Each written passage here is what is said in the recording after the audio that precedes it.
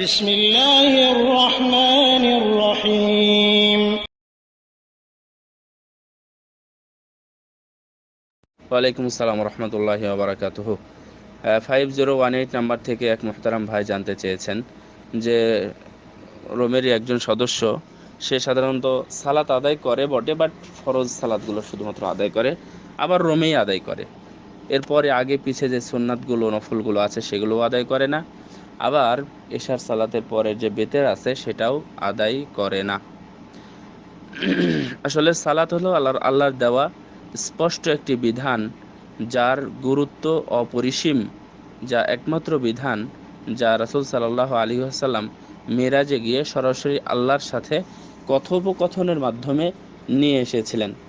আর এই সালাত এমনই একটি সালাত যে সালাতের জন্য মানুষের ধ্বংস হতে পারে, আবার এই শুধুমাত্র এই সালাতের জন্য তার নাজাতও হতে পারে। সালাত হচ্ছে এমন একটা জিনিস।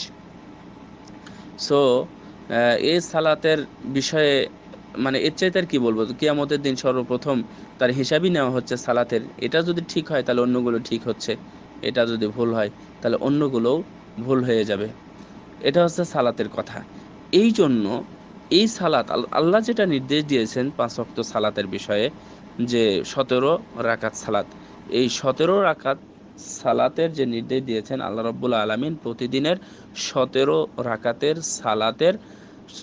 সালাতের মানে কড়াই গুন্ডাই একবারে যথাযথ হিসাব নেবেন। আপনাকে যদি একটা চেয়ার বানিয়ে নিয়ে আসতে বলা হয়, কাগজের দায়িত্ব দেন, তাহলে চেয়ারের যদি 4টা পায়ের একটি পা যদি আপনি ফেলে দিয়ে আসেন, অথবা একটা 2টা হাতার যদি এক হাতা ফেলে দিয়ে আসেন, অথবা কোথাও যদি অসম্পূর্ণ করে নিয়ে আসেন, তাহলে সেটা সম্পূর্ণ হবে না। এই জন্য সাথে কিছু নিয়ে আসতে হবে, কিছু কাঁটা নিয়ে আসতে হবে, সাথে হাতুড় নিয়ে আসতে হবে, প্রয়োজনে একটু কাঠ নিয়ে আসতে হবে। এটা নিয়ে এসে কিন্তু আপনাকে চেয়ারটা মানে পূর্ণাঙ্গ রূপ দান করতে হবে। যদি 50-20টা চেয়ার নিয়ে আসেন, এমনটা থাকতেই পারে, এই জন্য এগুলোর সাথে নিয়ে আসতে হবে, অথবা মিস্ত্রির সাথে নিয়ে আসতে হবে, অথবা মিস্ত্রি অর্ডার দিবে, মিস্ত্রি এসে যখন সেট করবে তখন যেন এমনটা যদি থাকে তাহলে সেই জন্য সেট করে দিতে পারে। ফরজ সালাতটা হলো ঠিক এমনই। ফরজ সালাতটা আল্লাহ রাব্বুল আলামিনের চাওয়া। এখন এইটা নিতে গিয়ে যদি কোনো সময় শর্ট পড়ে, তাহলে আপনার এই নফল, সুন্নাত এবং অন্যান্য যে সালাতগুলো আদায় করবেন, এই সালাত সেগুলোকে পূর্ণাঙ্গ রূপ দান করবে ইনশাল্লাহ।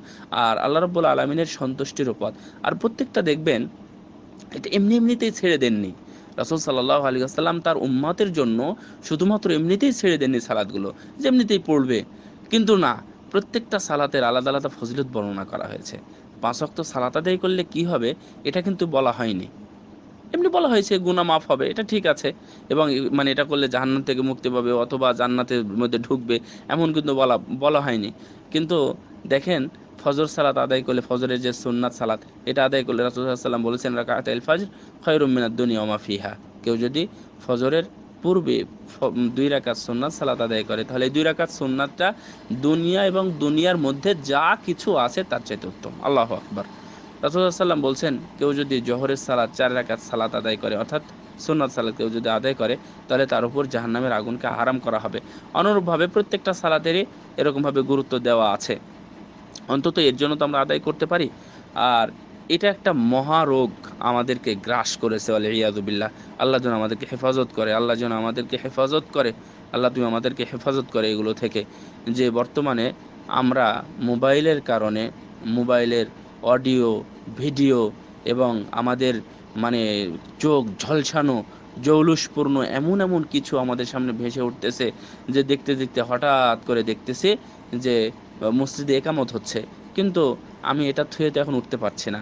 আচ্ছা ঠিক আছে, আমি পরে সালাত আদায় করে নিবনি।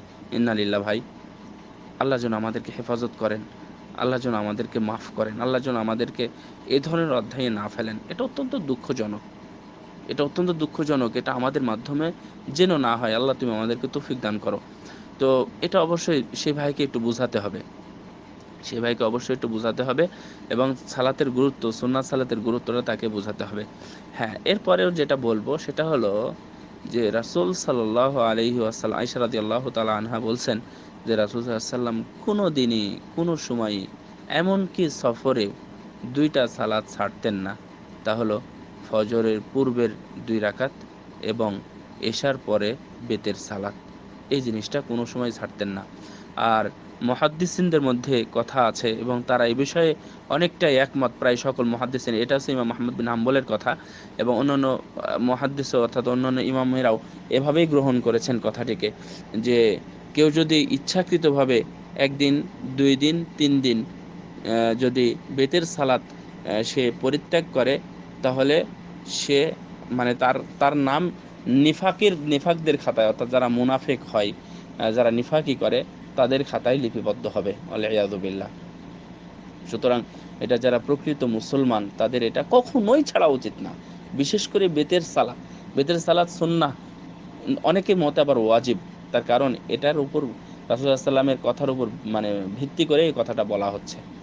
সো ভাই, এমনটা করবেন না। আমি আপনাকে নসিহত করব যে অন্তত বেতের সালাতটা এবং ফজরের পূর্বে 2 রাকাত সালাতটা আদায় করার চেষ্টা করুন, নিয়াত করুন। দেখবেন মোবাইল টিপার পরেও আপনার সময় বেঁচে থাকবে।